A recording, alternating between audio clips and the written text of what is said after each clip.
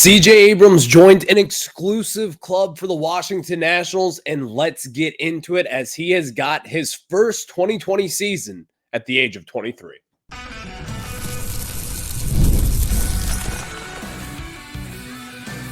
You are Locked On Nationals, your daily Washington Nationals podcast, part of the Locked On Podcast Network, your team every day. And thank you all for making Locked On Nationals your first listen every single day, as we are free and available wherever you get your podcasts. And of course, I'm your host, Ryan Clary. You can catch me over on Twitter at RyanClary11 and as well as our show page at LO_Nationals for all your latest Nationals news and notes. Make sure to check us out over on Twitter. And while you're at it, make sure to search up Locked On Nationals wherever you get your podcasts, including over on YouTube. Again, just search Locked On Nationals and hit that subscriber button. Later on in today's show, we'll discuss the Nats Marlins series as the Marlins come to town and the Nationals are 8-0 against those Miami Marlins. So we'll have that conversation for you later on in today's program. In the second segment, the Nationals Prospect Report. We usually do that on a Friday, but tomorrow we have Bobby Blanco joining us. So we'll get to that prospect stock report today. Who has been hot, who has been not, whose stock is up, and whose stock is down. That'll be in the second segment. But we start off with discussing CJ Abrams joining an exclusive club for your Washington Nationals. He is now one of 5 players to join that 2020 club here in the nation's capital. But today's episode is brought to you by PrizePicks. Go to prizepicks.com/LockedOnMLB and use code all lowercase LockedOnMLB. And the further discussion that we will be having today is, what is CJ Abrams' ceiling? Well, we'll get into that a little bit later on, but today is about CJ Abrams. He has joined the 2020 club, 20 home runs as he crushed it last night, 420 dead center, 107 off the bat. And he has now joined 4 other very good Washington Nationals to do that in his time here. So we have Lane Thomas going on last year, Alfonso Soriano back in 2006, Ian Desmond from 2012, 2013, and 2014, and Bryce Harper also accomplished this back in 2016. CJ Abrams has been struggling immensely so far in the second half. We have discussed this quite often over the last week or so. We've discussed it really for the last month. And this was something that Davey Martinez discussed in yesterday's press conference, as this was kind of something that may have been on his back a little bit, in the back of his mind. And now he gets to 20 home runs. Obviously, we kind of went into this season, and this was one of my goals for CJ, was to get that 2020 mark. And that was something 2 years ago at this time. I never really thought that he could accomplish that. I did not think that CJ Abrams had 20 home runs per season back in his repertoire. I just did not believe in that fact. But now we sit here today. He's got his 20 home runs. He's got 20 plus stolen bases. And we all know he's got the potential to have 40 plus stolen bases. But what is truly his ceiling to be for a starting shortstop for your Washington Nationals? What is his ceiling? I don't think it's that crazy to think of this. I think CJ Abrams could have easily, in my opinion, a 30-30 kind of year. Now, there are things that have to happen in order for him to accomplish this, in my opinion. Number one, I know I just say this all the time, but it's true. He's got to stay consistent. I don't know what it is. And also, we can acknowledge the fact that he has had some back issues in the second half of the season that has probably hurt him a little bit as far as his numbers go. Not playing every day. Nasim Nunez getting some opportunities. But CJ Abrams is going to have to find a way to stay consistent. And I've seen some people, talk about maybe the preparation that he takes for it. I can't speak on that. I've never heard anything about his preparation being bad. In fact, I've just heard of him being a very hard worker. I just think when you're a 23-year-old, you're just an all-star, I think you're going to struggle. Going back earlier on this season, though, I thought there was a real potential that CJ Abrams would have a 30-30 season this year. And I think we all kind of thought that. The hot start that he got off to, having his OPS like around 850, hovering around there for quite a while right before the All-Star break. And now since then, his numbers have fallen off a little bit, but still, you should not be overall really concerned with what he is. He's now batting .239 with a .732 OPS on the season, but still, CJ Abrams, the ceiling that he brings to the table, it's not as high as James Wood. It's probably not as high as Dylan Cruz, but it is easily the third highest ceiling on this roster. He's not going to be an MVP kind of guy, but still, he's going to be an impactful shortstop. He could be solid defensively if he does make the routine plays and make them look easy, but that's going to take some time. But offensively and on the bases, that is where CJ Abrams will separate himself. Because really for a majority of this year, he's had some of the best shortstop numbers offensively. He's been way better than anticipated earlier on in his career. And we also have to remember this. He's 23 years old. It may not feel like that every now and then because we have seen him. We've seen him the last 2 seasons. He was up when he was 21, starting at shortstop, struggling. Last year in the first half, he struggled for a majority of that first half of the season and then got caught in fire and rode that into 2024 as well. But CJ, I think the number one thing that I really look for with him is that this guy still has the ceiling of when he was drafted in the top 10 from the San Diego Padres. He still has that ability to be a top shortstop in today's game. And again, we've kind of got lost in the shuffle here a little bit, thinking that this guy is going to be ready to hit the ground running, which he has. But he's still only 23 years old. This guy has a lot of time to cook. He's got a lot of time to really kind of soak in and get all of his tools together in order to make them as sharp as they can before 2025. Because he'll only be 24 years old next year. CJ Abrams is still a huge part of this future, even considering all the struggles that he has had. But his ceiling is still very high, in my opinion. All-star kind of guy. Someone who may get MVP votes, but I never foresee him winning an MVP because also you're going to be outshined by James Wood and Dylan Cruz in this roster, which is perfectly fine. You want Abrams to be overlooked. And I think that will benefit him in a huge way going forward when you have Dylan Cruz and James Wood batting right behind you. You're going to kind of overlook CJ Abrams, and all of a sudden, you'll see this guy who's not all that big put 420 dead center to you. And I think that is when he can have a 30-30 kind of season because he does have that power. It's about staying consistent. And ultimately, he's got to find his pitch and hit on it. But the Nationals did get the win yesterday, 5-1.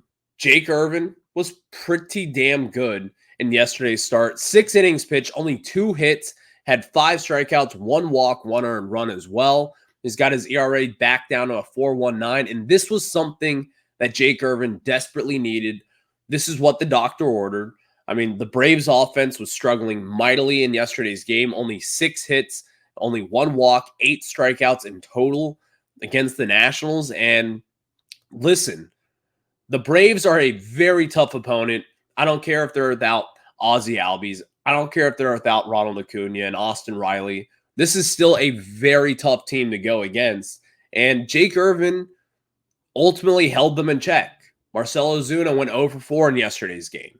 You also had Matt Olson, who went 1 for 4 in yesterday's game, and his struggles continue on this season.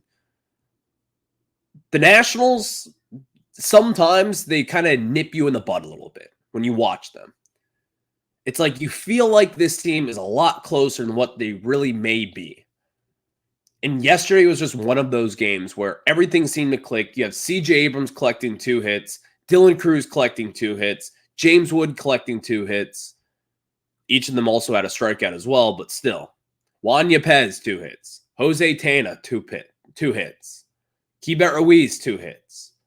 The Nationals offense, they came to play against a very good pitcher with Max Fried. And 11 hits over 6 innings, 4 earned runs, 6 strikeouts only for him, a home run that was huge, obviously, from CJ Abrams.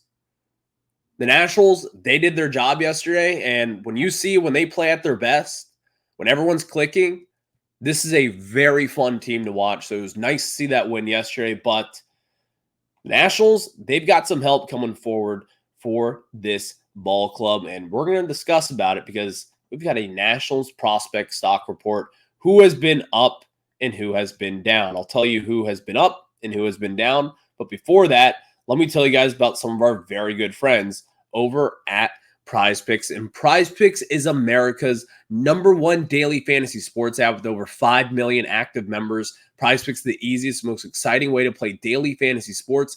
Unlike other apps on PrizePicks, it's just you against the numbers. All you do is pick more or less on 2 to 6 player stat projections and watch the winnings roll in. You can now win up to 100 times your money on PrizePicks with as little as 4 correct picks. PrizePicks is the best way to get action on sports in most states, including California, Texas, and Georgia. PrizePicks invented the flex play, which means you can still cash out if your lineup isn't perfect. You can double your money even if your pick doesn't hit. So download the PrizePicks app today and use code LOCKEDONMLB and get $50 instantly when you play $5. That's code LOCKEDONMLB on PrizePicks to get $50 instantly when you play $5. You don't even need to win to receive the $50 bonus.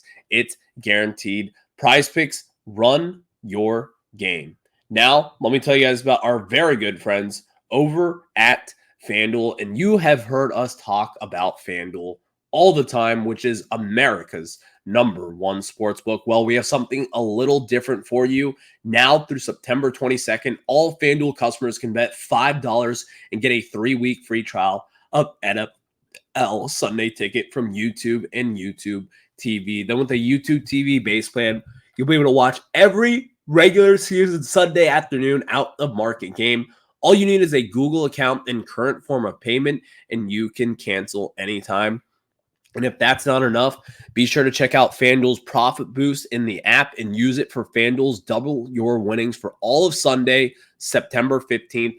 This Sunday, pregame moneyline bets. Profit Boost will be live starting Thursday today.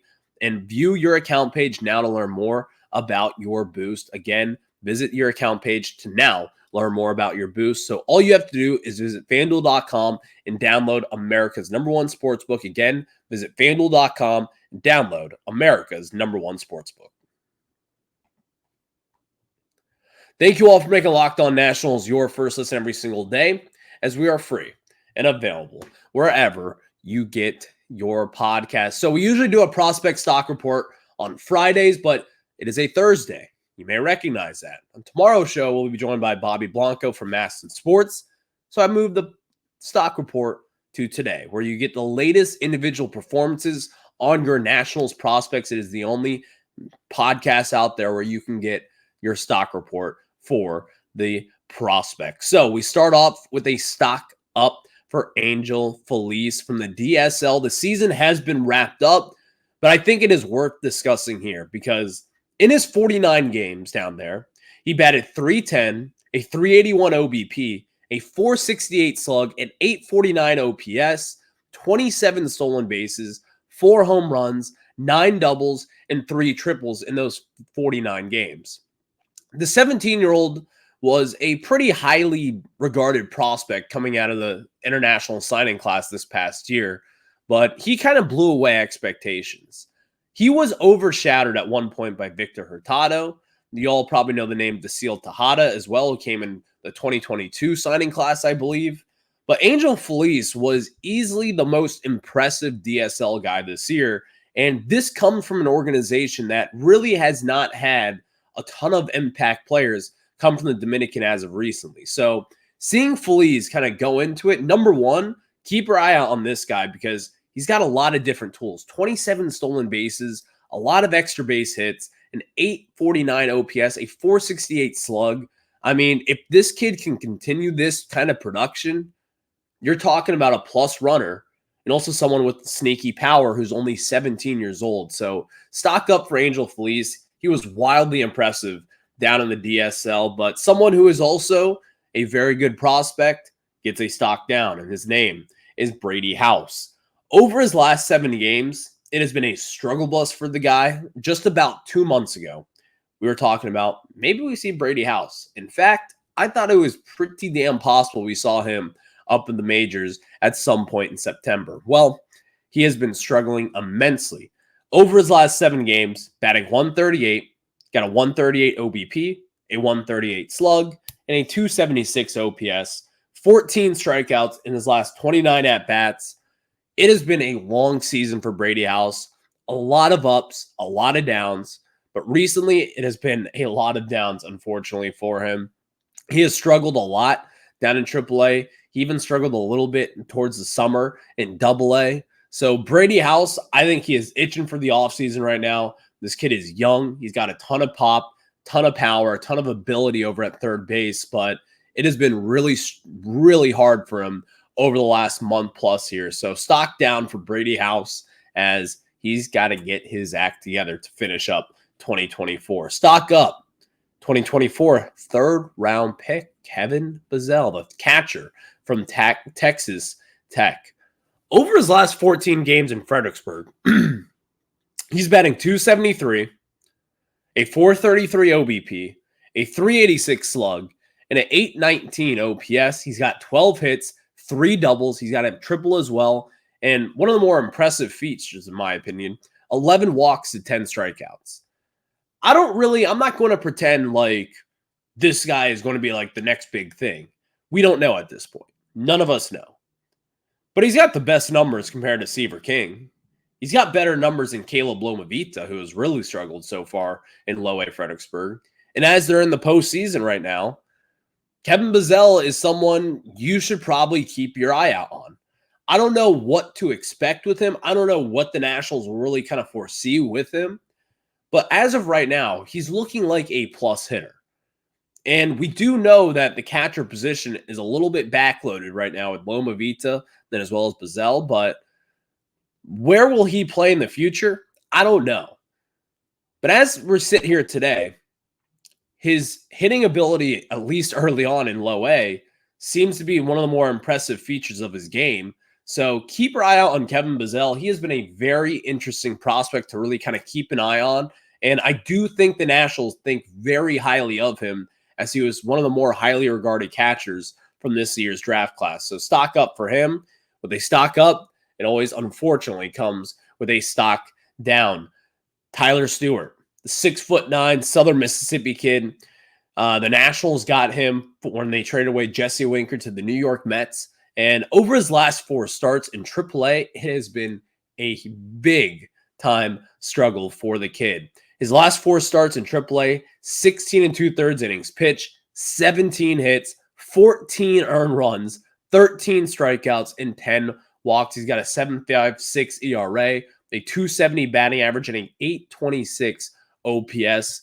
It has been tough for the kid, but he has put too many pennies in the piggy account or piggy bank right now for me to be upset with this. This is just what it is. It's a stock report. His stock is a little bit down as of recent, as he has struggled a ton.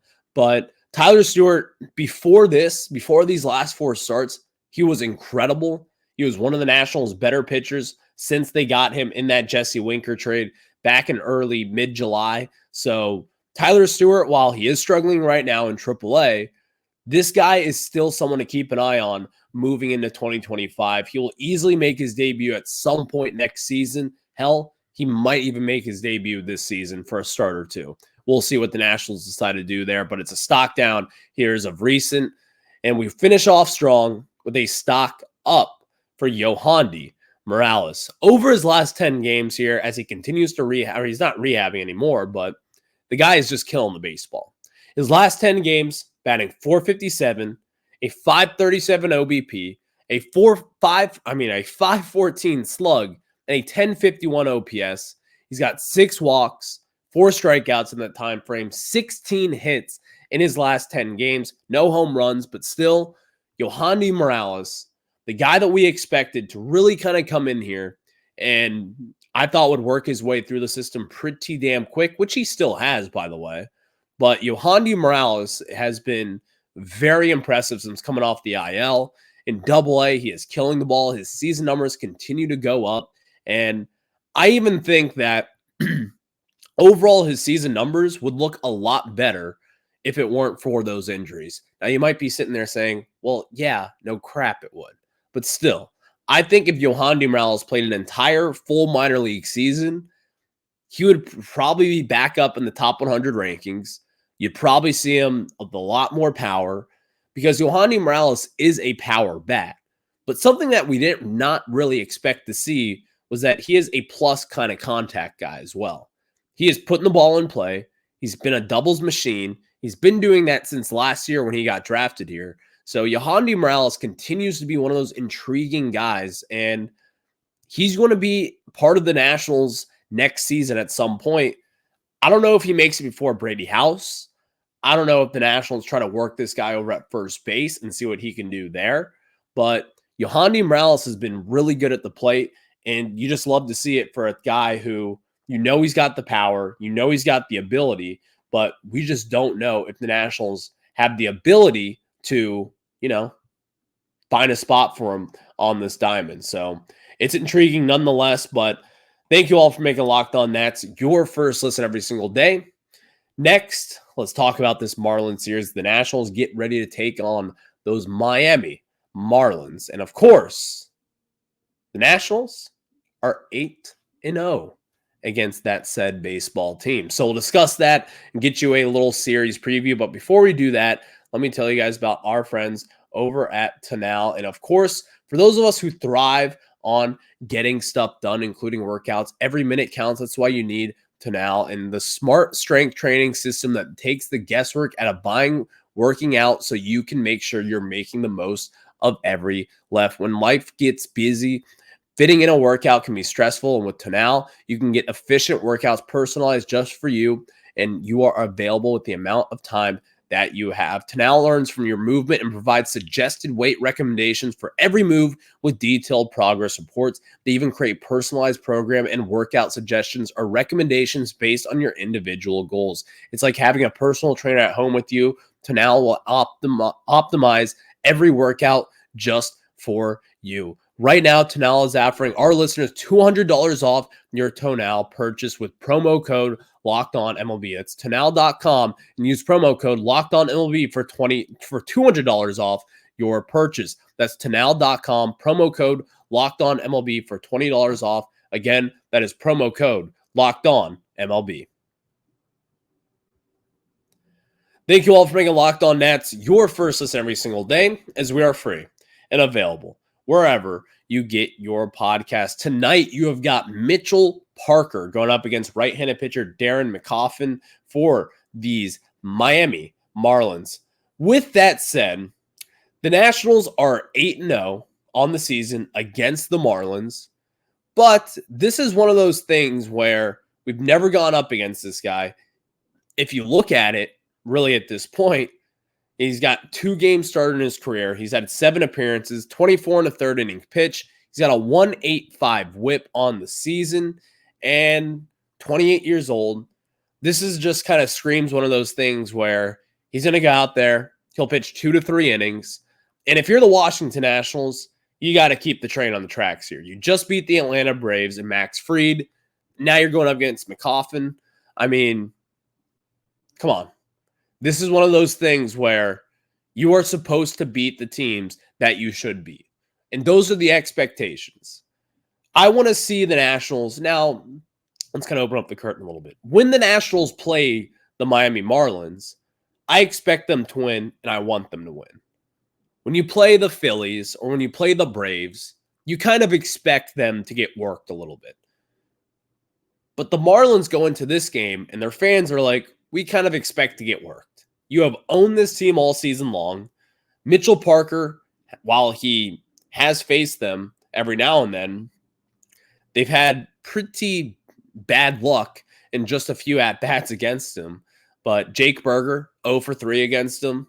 Mitchell Parker, in his last time through, really dominated against the Miami Marlins. And this is going to be one of those things where You're the better team. You should win tonight's game. But in tomorrow's game, you've got Edward Cabrera against DJ Hers. And DJ Hers, as we've said, has been one of the Nationals' better pitchers in the second half of this season. So this will be an interesting series. Let's see if the Nationals can get to 9-0 against those Miami Marlins tonight. But until then, I'll catch you on the flip side. On tomorrow's show, we'll be joined by Bobby Blanco from MASNsports.com. You will not want to miss that one. I can promise you that. So have a good one. Go Nats.